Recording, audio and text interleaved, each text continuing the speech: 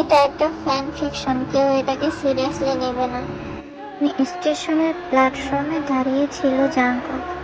ফুলের তোড়াটা কাঁপা কাঁপা হাতে নিয়ে দাঁড়িয়ে ছিল, যেন কিছু বলতে চায় কিন্তু বলতে পারছে না। স্টেশনের অন্য পাশে একটি ট্রেন এসে থামলো।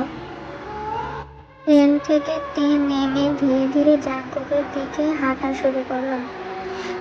জাঙ্কুক একে অপরের চোখে চোখ পড়তেই মনে হচ্ছিল যে ওদের চারপাশটা একদম থেমে গেছে, আর ওদের পেটের মাঝে অনেক বাটারফ্লাই ওড়াউড়ি করছিল।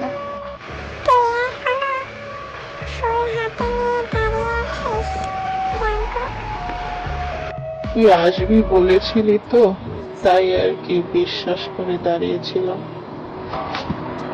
স্টেশন থেকে বেরিয়ে তারা একটা সুন্দর প্লেসে ঘুরতে যায়। জায়গাটা খুব সুন্দর ছিল, চারপাশ ফুলের গন্ধে মহমহ করতেছিল। এই মনোমুগ্ধকর জনকোলাহলবিহীন পাখিদের কিচিরমিচির, এত সুন্দর একটা পরিবেশে খুব একে অপরের দিকে তাকিয়ে বসে থেকে চোখে চোখে তাদের ভালোবাসার বহিঃপ্রকাশ করছিল।